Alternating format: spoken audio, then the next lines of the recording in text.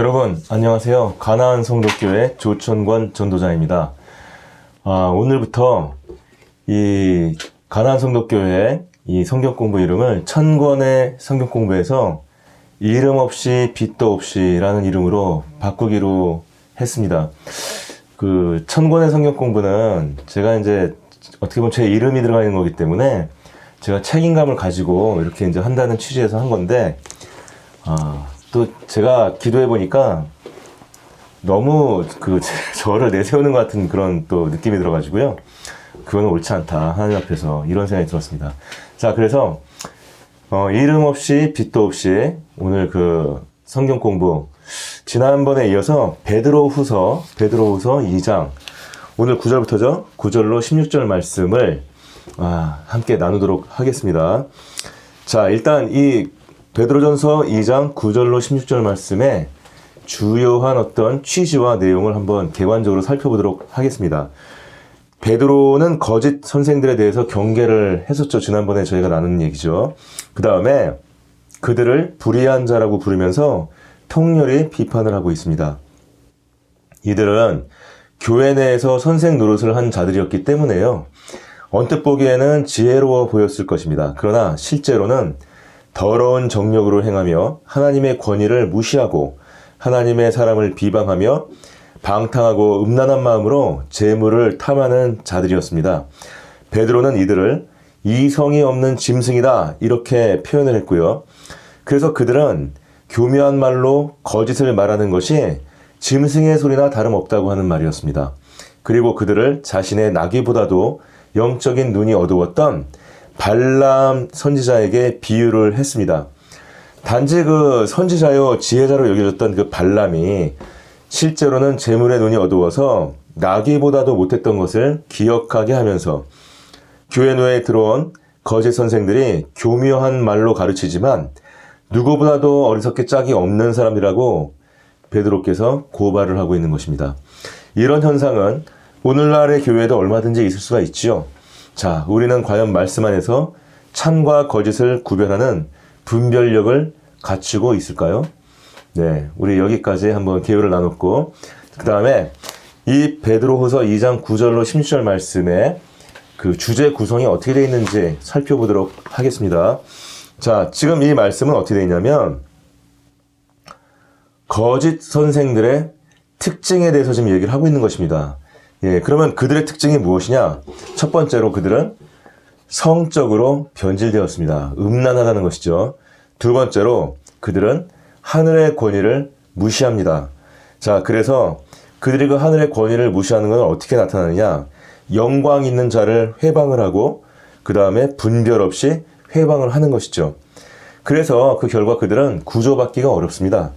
그들은 설득되지도 않고요. 자신의 어떤 격정을 따르는 자들이고요. 그 다음에 그들은 자신을 파괴합니다. 그리고 속임을 당하는 것이죠. 특히 그들의 그 특징이 굉장히 퇴폐적이라는 걸 우리가 들 수 있는데요. 그들은 대낮부터 향락에 빠지고 그 다음에 그러므로 인해서 그들은 점과 흠이 되는 그런 오염된 어떤 모습을 보여주고 있습니다. 그리고 그들의 마음은 탐심과 음심으로, 특히 그 음란한 마음으로 가득 찼다는 것이죠. 그래서 그들은 의도적으로 바른 길을 버리는 자들이고, 그리고 발람의 길을 따랐기 때문에 결국 저주받은 자들이다. 이렇게 베드로 선생께서 이 거짓 선지자들의, 거짓 선생들의 그 특징에 대해서 구성을 하고 있습니다. 자, 그러면 우리가 이제 이 말씀들을 장절로 우리가 나누면서 한번 얘기를 해보겠습니다. 자, 베드로후서 2장 9절 주께서 경건한 자는 시험에서 건지시고 불의한 자는 형벌 아래 두어 심판날까지 지키시며. 자, 하나님께서 경건한 사람들은 시험에서 건져주시지만은 불의한 자들은 형벌 아래 두어서 심판이 이를 때까지, 그럼 그들은 뭐예요? 심판을 또한 받는다는 것입니다. 그러니까 형벌 아래 두고 그 다음에 심판 때까지 그 형벌을 당하게 하다가 심판 때 또한 심판을 당할 것이다. 이렇게 말씀을 하는 것입니다. 10절 육체를 따라 더러운 정욕 가운데서 행하며 주관하는 일을 멸시하는 자들에게 특별히 형벌하실 줄을 아시느니라. 이들은 담대하고 고집하여 떨지 않고 영광 있는 자를 회방하거니와. 자, 이 말씀은 뭐냐 하면 육체를 따라 더러운 정욕 가운데서 행한다.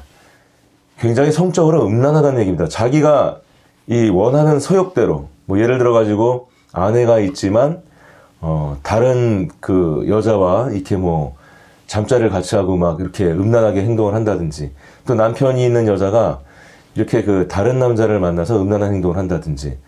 근데 지금 세상 풍속은 원숭이들의 어떤 그런 이 생식기 구조라든지, 그 다음에 그들의 어떤 풍속을 보면서 인간이 일부 일처제를 하는 것은 우리의 어떤 이런 그 구조에 맞지 않다, 이렇게 주장을 하는 사람들이 있어요. 그래서 그들은 일부 일처를 하지 말아야 된다, 이렇게 얘기하는데, 그들의 그 주장의 핵심은 뭐냐면 결국은 가정을 해체하려고 하는 겁니다.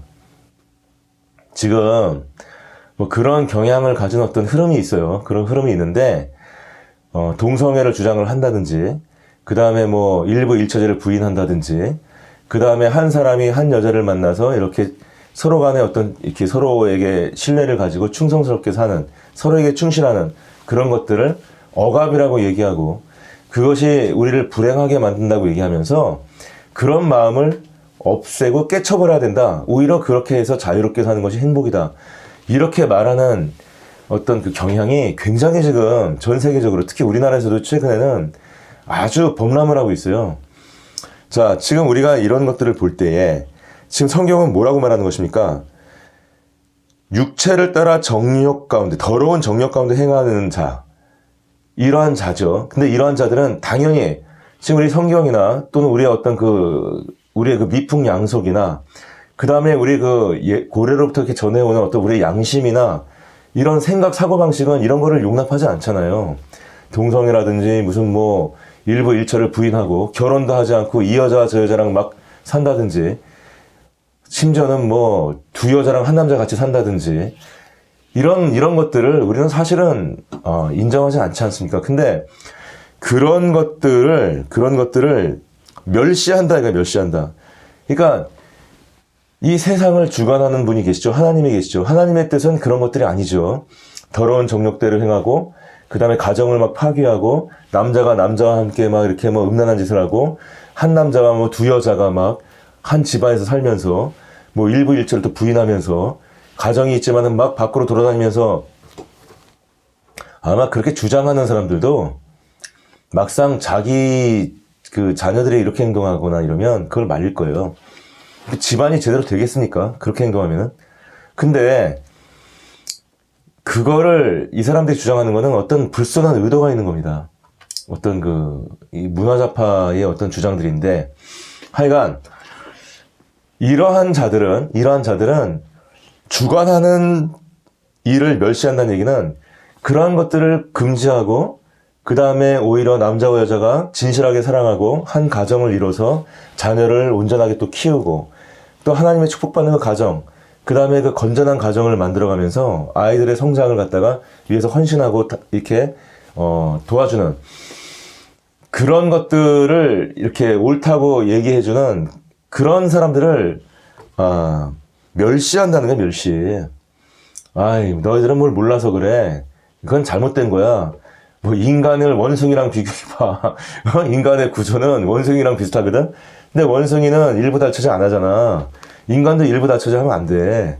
이런 식으로 얘기를 하는 것이죠. 네. 자, 근데 성경은 분명히 뭐라고 말하고 있습니까?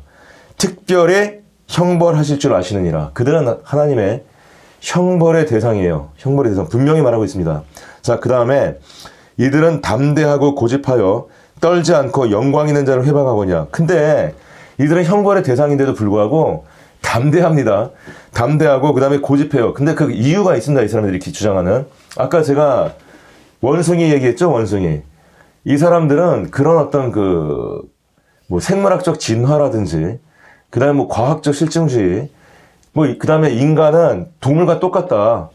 또 인간은 무슨 돌멩이랑 똑같다. 자연과 똑같다. 이런 소위 말하는 그 탈인간 중심주의라는 게 있어요. 그래서 이 사람들은 자기들이 스스로 뭐 인간이 동물하고 똑같은데 진화했으니까 그 원숭이를 보니까 이런데 인간도 당연히 그런 거 아니냐. 무슨 뭐 생식기를 비교해 보면은 뭐 비슷한데 원숭이랑. 근데 왜 인간은 이렇게 사냐? 인간이니까 이렇게 사는 거죠. 아니 원숭이가 인간처럼 도덕을 압니까? 원숭이가 인간처럼 그런 어떤 이 심성과 진짜 마음을 다하는 그런 어떤 믿음과 신뢰가 있는 그 사랑을 알아요? 그럼 인간이 원숭이로 가야 되는 겁니까 지금 이게? 그 진화를 주장하는 사람들이 그렇게 말하는 것도 모순이잖아요. 원숭이에서 인간으로 가는 게 이게 발달이라고 얘기하는 거잖아요. 근데 원숭이를 보고서는 지금 인간이 만든 그 문화와 풍속을 버려야 된다 이렇게 얘기하면은 인간이 그럼 원숭이가 가라는 얘기예요 지금? 근데 그 사람들은 그거를 자기가 이성에 근거하고 있고 과학에 근거한 거라고 굳게 믿고 있습니다. 지금 성경은 뭐라고 표현하고 있습니까? 이들은 담대하고 고집하여 떨지도 않는다는 거예요. 자기들이 맞다고 분명히 믿고 있고 내가 이성적이고 내가 과학적이다 이렇게 얘기를 하고 있어요. 근데 여러분들 지금 뭐 제가 잠깐 이렇게 나눈 것처럼 이들은 인간을 인간의 어떤 존엄성으로 바라보지 아니하고 그 다음에 그 인간과 동물을 똑같이 바라보고 그 다음에 또 지네 말로는 자기들 말로는 뭐 이렇게 원숭이에서 인간으로 진화한 것이다, 발달한 것이다, 발전한 것이다 이렇게 얘기를 하면서 원숭이가 이러니까 인간이 글로 가야 된다, 오히려 퇴보해야 된다. 말이 좀 안 되지 않습니까? 네. 이들이 이렇게 말이 안 되는 이유로 하는 이유는 그들이 말하는 그 의도에 정치적인 이유가 있기 때문이에요. 이념적인 어떤 이유가 있기 때문입니다.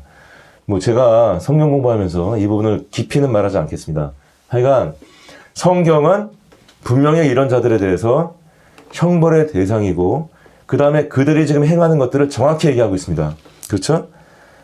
육체를 따라 정욕에 살고 그 다음에 그것들을 갖다가 세상을 주관하는 어떤 주류적인 생각에 대해서 막 부인하고 그 다음에 자기들이 오히려 옳다고 담대하게 막 얘기하고 무슨 근거를 가졌다고 막 주장하고 고집하면서 떨지 않는다. 네. 너무나 저는 진짜 이렇게 지금 마음으로 느껴지고 있어요. 아, 정말 성경은 참 진리구나. 정말 정확하시구나. 이렇게 말씀을 내가, 이렇게 통해서 옳고 그름을 갖다가 분별할 수 있게 된 것에 대해서 참 하나님께 감사하다. 만약에 말이에요. 자, 이것만 제가 말씀드리겠습니다.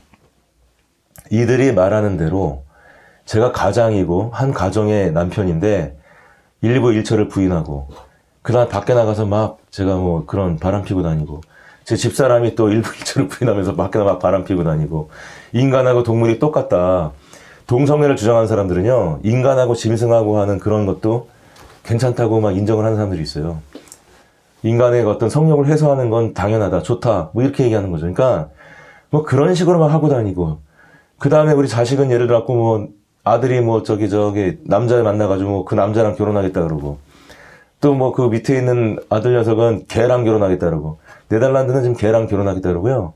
내가 왜 개랑 결혼할 수가 없나요? 뭐 이렇게 플랜카드를 들고 있으면서 개와 사람을 소개시켜주는 그 다음에 그 네덜란드에 있는 어떤 그런 그 매춘을 하는 장소는 짐승을 갖다가 이렇게 사람과 매춘을 시키는 그래서 많은 짐승들이 그게 이제 그 순례에 맞지 않다 보니까 다칩니다. 다쳐가지고 그 동물병원에 오는 짐승이 한 30-40%가 바로 이제 이런 걸로 인해서 다쳐가지고 오는 짐승이다 그래요. 그러면 자기들이 말하는 대로 인간과 동물이 똑같다는 얘기는 존중하는 의미잖아요. 인간을 아마 내가 보기에는 낮춘다기보다는 짐승을 뭐 존중하라 뭐 이런 얘기 같아요. 근데 왜 또 이런 부분에서는 그 짐승들 이렇게 학대하는 거죠? 그 학대죠. 그 짐승이 좋아하겠어요, 그거를? 그 다치게까지 만들고, 예. 착취하는 거죠. 학대하는 거고. 인간이 자기 소욕대로, 자기 탐심대로 행동하려고 그러면 정말 말도 안 되는 그런 변명과 그런 어떤 옳지 못한, 결국은 그게 그 자신한테도 좋지 않은, 아마 제가 그런 어떤 그런 생각으로 가정을 내가 이렇게 영위하고 있다면, 가정생활을. 저희 가정 아마 얼마나 다 깨질 겁니다. 그리고 아마 이제 다 인생을 아주 뭐, 엉망진창으로 살아가겠죠. 네. 여러분 하여간 이런 부분들에 대해서 이런 어떤 그 세속적인 문화가 있고 이것이 어떤 주류적인, 겉으로는 뭐, 인간과 짐승이 뭐, 짐승을 존중한다. 또 인간의 뭐 자유를 갖다가 뭐 억압을 해방시키고 뭐 자유를 갖다 주려고 한다. 뭐 인간이 뭐 하고 싶은 대로 자기의 어떤 만족을 극대화시키려고 한다. 이렇게 얘기를 하면서 사실은 그 인간의 가정과 그 인간의 심성과 그 인간을 망치는 거예요. 그리고 성경은 분명히 말하고 있습니다. 그런 자들은 형벌의 대상이다. 자, 그 다음에 11절 더 큰 힘과 능력을 가진 천사들이라도 주 앞에서 저희를 거스려 회방하는 송사를 하지 아니하거늘. 자, 이거는 뭐냐면 이들이 영광 있는 자를 회방한다. 지금 그 10절에 그렇게 말했잖아요. 영광 있는 자는 누구를 얘기하는 거냐면 하나님을 잘 섬기고 온전하게 살아가는 사람들 얘기하는 거예요. 그 자기들은 자기가 그릇되게 살아가면서 온전하게 살아가는 사람들 공격을 합니다. 그게 잘못된 거라고 막 얘기하면서. 근데 그걸 뭐라고 지금 얘기하냐면 성경은 그런 말도 안 되는 그런 그 자기의 소욕을 따라 사는 그런 어떤 그 전혀 소망도 없고 진짜 전혀 본도 안 되는 그런 사람들이 어떻게 감히 영광 있는 자들을 그렇게 공격을 하느냐. 그들보다 훨씬 훌륭한 천사들이라 할지라도 하나님을 잘 믿고 그 잘 신앙하면서 하나님의 말씀대로 순종하고 하나님의 말씀을 살아가는 그런 사람들에 대해서 그 영광 있는 사람들에 대해서는 거스려 회방하는 송사를 하지 않는다. 비방하지 않는다는 얘기예요. 존중한다는 얘기죠. 근데 너희가 뭔데 형벌을 받을 자들이고 저주받을 자들이고 기껏해야 그 탐심과 음심에 노예가 되어 있는 자들이 그것 때문에 아내도 배신하고 자식도 배신하고 이 하늘의 어떤 그 천륜도 저버리고 이 자기의 어떤 그 천성도 그냥 저버리고 그런 자들이 뭐 그렇게 얘기를 하느냐. 지금 이렇게 베드로가 통렬하게 비판하는 겁니다. 그냥 통렬하게 비판한다. 이 부분을 가지고 제가 그렇게 표현을 했었죠. 자, 그래서 그러나 이 사람들은 본래 잡혀 죽기 위하여 난 이성 없는 짐승 같다. 자기들은 이성으로 얘기하는 거라고 얘기를 합니다. 자기들은 과학적 이성에 의해서 얘기하는 거라고 얘기를 해요. 그리고 오히려 그 하나님을 믿고 예수를 믿는 것이 그것으로 인해서 자기가 예를 들어 가지고 뭐 그 욕구를 해소하고 싶을 때 하나님이 나를 보고 있는 것 같아서 내가 그걸 참아야 되는 거죠. 그러면 아니 하나님이 나쁜 거를 하지 말라 그래요? 아내를 사랑하고 네 아내의 샘을 사랑하라 그랬어요. 예. 아니 그게 뭐가 나빠? 근데 그걸 안 하고 다른 거 하려 그러니까 지금 그게 하나님 보고 있는 게 지금 거들끼는 거죠. 막히는 거죠 지금 이게. 그게 뭐가 나쁩니까? 예, 그렇게 말하는 게. 근데 그렇게 이 하나님의 말씀을 갖다가 이제 막 멸시하고 그 영광스러운 사람을 공격하고 그런 사람들이 본래는 뭐예요? 잡혀 죽기 위하여 난 이성 없는 짐승 같다. 그냥 짐승과 똑같다. 아무 데서나, 짐승들은 그러잖아요. 아무 데서나 그냥 그런 걸 하고, 부부행위를 하고, 또 얘하고도 했다가, 쟤하고도 했다가, 개가 그러잖아요, 개가. 개는 말이죠. 그 새끼하고도 합니다, 그 어미개가. 여러분 그거 아시죠? 예? 완전히 엉망이에요. 형제자매끼리도 하고, 그 개들 보면은, 그 짐승이 이성이 없는 짐승. 그 짐승과 같은 놈들이 다 지금 이렇게 얘기를 하는 것이죠. 짐승 같아서 그 알지 못한 것을 회방하고 저희 멸망 가운데서 멸망을 당한다. 예. 그 다음에 13절 불의의 값으로 불의를 당하며 낮에 연락을 기쁘게 여기는 자들이다. 불의의 값으로 불의를 당한다. 자기가 불의하게 행동하니까 불의를 당하는 것이죠. 자기가 온전하게 행동하면 왜 불의를 당하겠습니까? 그 다음에 이들은 어떤 자들이에요? 대낮부터 연락이라는 것은 뭐냐면 연회를 말하는 거예요. 연회를 하면서 이렇게 향락적으로 막 연회를 베푸는 거죠. 술 먹고 여자 이렇게 해가지고 음탄하게 향락적으로 연회를 베푸는데 보통은 밤에 하잖아요. 그런 걸 하더라도. 근데 대낮부터 그러네. 대낮부터. 이건 무슨 얘기예요? 허구한 날 그렇게 산다는 게 허구한 날. 그거를 쫓아간다 그냥. 그거를 인생의 어떤 대낮부터 하는 건 일이잖아요. 일. 예. 그걸 그냥 인생의 의미로 살아간다. 이렇게 얘기를 하는 것이죠. 예. 그래서 그거를 기쁘게 하는 자들이니 자, 그들은 뭡니까? 이 점과 흠이라는 얘기는 흰 옷이 이렇게, 저도 흰 옷을 지금 입었습니다. 여기에 이렇게 점이 하나 톡 찍혔어요. 김치찌개 먹다 해서 짬뽕 국물 같은 게 툭 튀어요. 그러면 굉장히 그 튄 부분은 작을 수 있지만 이 흰 옷을 그것 때문에 다 벗어가지고 그냥 빨라고 내놓지 않습니까? 이 사람들은 점과 흠이에요. 사실 이렇게 행동하는 사람들 많지 않습니다. 근데 자기들이 잘못되어 있으면서 남들까지 다 그렇게 만들려고 지금 발버둥을 치는 사람들이에요. 이런 사람들 굉장히 많습니다. 지식인인 척 하면서. 그래서 거짓 선생들이라고 얘기하는 거예요. 거짓 선생들. 이게 지금 거짓 선생들의 특징을 얘기하는 거거든요. 예. 베드로가 통렬하게 비판하니까 저도 베드로 선생님 따라서 통렬하게 비판 좀 하겠습니다. 네. 그래서 이런 사람들이 막 섞여 있으면 한 사람만 있더라도, 두 사람만 섞여 있더라도 이 옷 전체를 못 쓰게 돼버리는 것이에요. 이 버리게 되는 거야. 그냥 버리게 되는 거예요, 이게. 점과 흠 같다. 자, 그래서 우리가 보면 이게 이제 저희가 성경책 보면 에베소서 5장에 27절에 보면 이런 말이 있습니다. 자기 앞에 영광스러운 교회로 세우사 티나 주름 잡힌 것이나 이런 것들이 없이 거룩하고 흠이 없게 하려 하심이니라. 자, 티가 없어야 되고 주름 잡힌 게 없어야 되고 그래서 이런 것들이 없이 거룩하고 흠이 없게 하려 한다. 여기 지금 흠이나 점이나 이런 얘기를 하고 있잖아요. 지금 베드로후서에서. 근데 이 에베소서 5장 이 말이 뭐냐면 이 취지가 결혼제도에 대해서 얘기하고 있는 부분이에요. 이 부분이. 그래서 뭡니까? 아내들은 범사의 남편한테 복종하라. 그 다음에 남편들아 아내 사랑하기를 그리스도께서 교회를 사랑하시고 교회를 위해서 자신을 주신같이 하라. 서로가 이렇게 아주 많이 사랑해주라는 거예요. 존중해주고.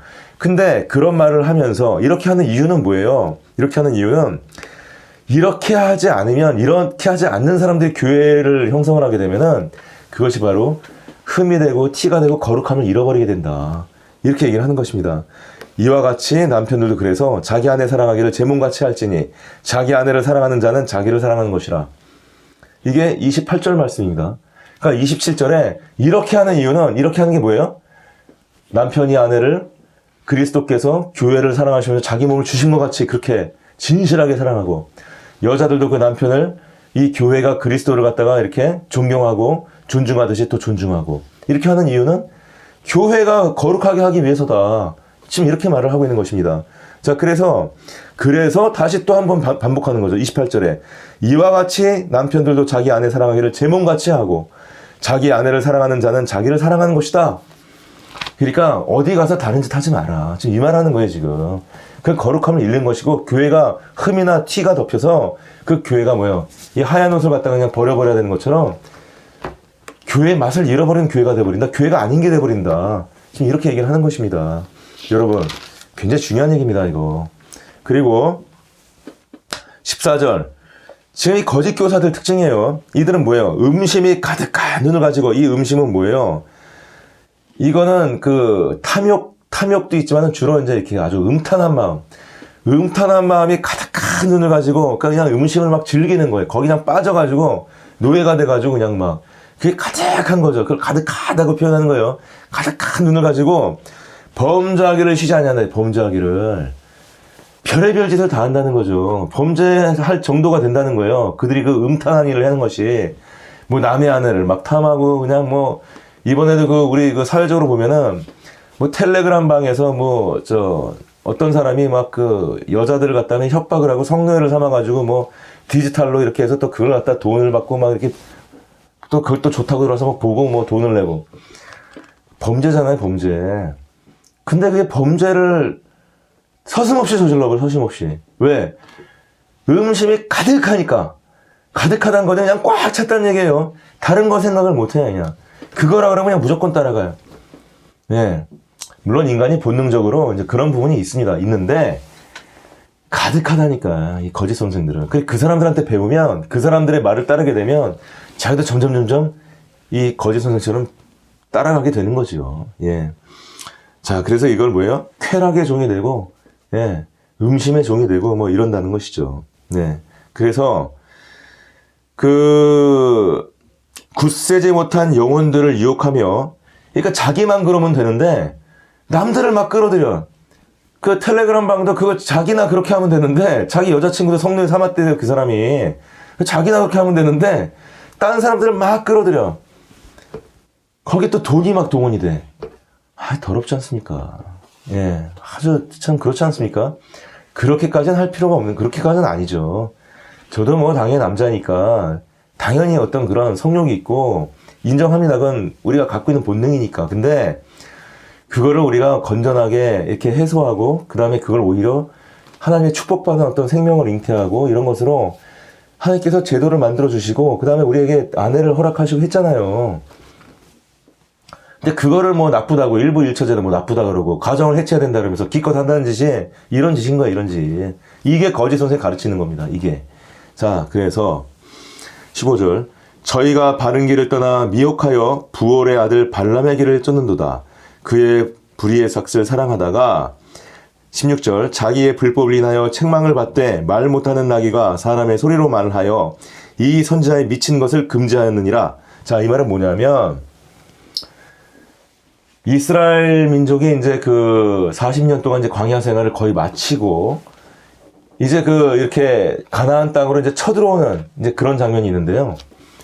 거기 보면은 그 이 여리고성을 처음으로 이제 점령하지 않습니까? 가나안 땅 중에서 그 여리고성 맞은편 땅이 있었어요. 거기가 모압이라는 땅입니다. 모압. 이 모압의 그 왕이 발락이라는 사람이 있어요. 발락. 민수기 22장부터 나오는 말씀드립니다. 발락이라는 왕이 있었는데 이스라엘 민족이 밑에서 그냥 막 치고 들어오니까 무서운 거예요. 무서우니까 어떻게 하면 이들을 막을 수 있을까 하고 이제 고민을 하다가 그 당시에 굉장히 그 지혜롭고 신통한 능력이 있는 그런 어떤 그 예언자가 있다. 그 이름이 누구냐면 발람이었어요. 발람. 자, 그래서 발람을 데려다가 저들을 저주하자. 그러면 그 저주의 그 발람이 뛰어난 능력을 가진 사람이니까 이스라엘 백성이 저주를 받아가지고 우리가 전쟁을 하거나 이제 싸울 때일 때 우리가 이길 것이다. 이렇게 생각을 했던 거죠. 자, 그래서 발락이 모압 왕 발락이 그 능력이 있다는 발람을 꼬시기 시작해요. 무슨 뭐 자기 높은 그 부하들을 보내가지고 뭐 좋은 거 많이 줄게, 돈도 많이 줄게 뭐 이러면서 막 꼬시기 시작하는데 발람이 좀 이렇게 영적인 능력이 있는 사람이었거든요. 그러니까 가만히 이제 그 한번 자기가 생각을 해봤습니다. 그랬더니 하나님의 음성을 들었어요. 너희는 그거 하지 마라. 발락 왕의 그 말을 따라가지 마라. 따르지 마라. 이렇게 하나님 명령을 내렸습니다. 자, 그래가지고 거절을 한번 했는데 발락 왕이 또 와서 꼬시는 거예요. 또. 그러니까 이 사람이 이 신하들이 행하는 대로 이제 막 사사사 이제 마음이 동해가지고 이렇게 막 따라가게 됐어요. 그때 하나님의 사자가 이 발락을 죽이려고 거기 탁 이제 그 길을 가는데 딱 막아선 거예요. 근데 나귀가 이상하게 영적인 눈이 있어가지고 그 사자가 둘이서 딱 막아선 거를 봤어요. 그래갖고 이제 위험하고 무서우니까 나귀가 안 움직였거든요. 근데 발락은 이 탐심의 눈이 멀어가지고 영적인 어떤 능력이 없어졌던 것 같습니다. 약해졌든지. 그러니까 나귀도 보는 그 하나님의 사자를 이 사람 보지 못했어요. 그러니까 애꿎은 나귀만 그냥 막 안 가니까 막 이러니까 나귀가 그냥 그 길 옆으로 막 벗어나 버리고 그걸 또 끌어오려고 하면서 또 때리고 막 이렇게 때렸어요. 그랬더니 이제 하나님께서 그 나귀의 입을 여셨거든요. 그때 나귀가 사람의 말로 막 꾸짖는 거예요. 너는 왜 나를 이렇게 3번을 때리느냐? 예? 저게 지금 저 하나님의 사자가 보이지 않느냐? 그때 이 발람의 눈이 밝아져가지고 하나님의 사자를 본 거예요. 그랬더니 하나님의 사자가 말을 하기를 저 나귀 덕분에 네가 산 줄 알아라. 만약에 저 나귀가 우리가 지금 딱 이렇게 기다리고 있는 여기로 너를 태우고 들어왔으면 나귀는 살았지만 너는 이미 죽었을 것이다.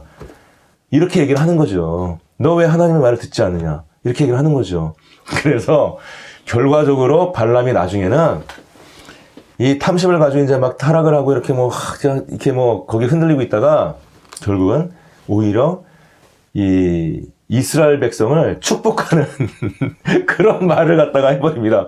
그러니까 발락에 잘 이렇게 모셔가지고 왔는데 자리 딱 이 돗자리 깔아가지고 이제 저주하십시오 이랬더니 이스라엘 백성을 축복을 해버렸어요, 이 사람이. 예, 그런 참 놀라운 일들이 있었어요. 민수기 22장부터 한 24장까지 이렇게 있는 얘기입니다. 한번 보시면 참 재밌습니다. 예. 자, 그래서 지금 이게 무슨 얘기를 하는 거냐면은 이 거짓 선생들의 그 특징이 뭐냐면은 바른 길을 떠난다. 스스로 떠나는 거예요, 스스로. 누가 막 이렇게 잡아 끄는 게 아니에요. 내가 스스로 떠나는 겁니다. 바른 길에서 떠나는 거죠. 그러면 타락한다는 얘기죠. 바른 길에서 떠난다는 거는 타락한다는 얘기죠. 그 다음에 미혹하여 부올의 아들 발람의 길을 좇는다. 부올의 아들 발람이 바로 그 예언자 발람을 얘기하는 거예요. 그러니까 탐심의 눈이 어두워져 가지고 옳은 거를 보지 못하고 이제 막 그 자기 욕심을 막 쫓아가는 거지요. 자, 그래서 그는 불의의 싹을 사랑하다가 온전한 어떤 그 재물이 아니에요. 온전한 어떤 이익이 아니에요. 근데 그 탐심 때문에 그거 내가 그냥 딱 쫓아가는 거죠. 그러다가 자기의 불법을 인하여 책망을 받되 말 못하는 나귀가 사람의 소리를 말한다. 책망을 누구한테 처음에 들었어요? 나귀한테 혼났어요. 나귀한테. 그 다음에 영의 눈이 번쩍 뜨이니까 하나님의 사자를 봐가지고 아이고 이렇게 하고 또 이제 무서워가지고 막 떨었던 거죠. 그랬더니 하나님의 사자가 그래 네가 그 신하를 따라가라 발락 왕에. 하지만 하나님이 시키는 대로 해라. 이렇게 이제 이야기가 전개가 되는 것입니다. 자, 그럼 오늘 여기까지 하고 그 현대인의 성경으로 오늘 나눈 말씀들을 쭉 한번 읽어보도록 하겠습니다. 베드로후서 2장 9절부터 읽겠습니다. 하나님은 경건한 사람을 시험에서 건져내시고 악한 사람은 심판날까지 계속 벌을 받게 하는 방법을 알고 계십니다. 10절 특별히 육체의 정욕대로 살며 하나님의 권위를 멸시하는 사람에게는 더욱 큰 벌을 내리실 것입니다. 그들은 대담하고 거만하여 두려움 없이 하늘의 존재를 욕합니다. 11절 그러나 그들보다 더 큰 힘과 능력을 가진 천사들도 주님 앞에서 그들을 헐뜯어 고소하지 않습니다. 자, 12절 그들은 본래 잡혀 죽기 위해 태어난 이성 없는 짐승 같아서 알지도 못하는 것을 욕하니 그들도 짐승처럼 멸망하고 말 것입니다. 13절 결국 그들은 악한 짓을 한 그 대가를 받을 것입니다. 그들은 대낮에 흥청대는 것을 낙으로 여기며 여러분과 함께 앉은 잔치자리에서까지 속이고 쾌락을 즐기는 더러운 사람들입니다. 14절 그들의 눈은 음란으로 가득 차서 끊임없이 죄를 짓습니다. 그들의 믿음이 약한 사람들을 꾀어서 욕심을 채우는 데 단련된 저주받은 자식들인 것입니다. 15절 그들은 바른 길을 버리고 잘못된 길에 빠져 부올의 아들 발람의 길을 따르고 있습니다. 발람은 악한 방법으로 얻은 재물을 사랑하다가 16절 그의 잘못에 대하여 책망을 받았습니다. 말 못하는 나귀가 사람의 음성으로 말하여 이 예언자의 미친 행동을 막은 것입니다. 아멘. 여러분 감사합니다. 이름 없이 빛도 없이 우리 성경 공부 여기까지 하겠습니다. 다음에 또 뵀으면 좋겠네요. 감사합니다.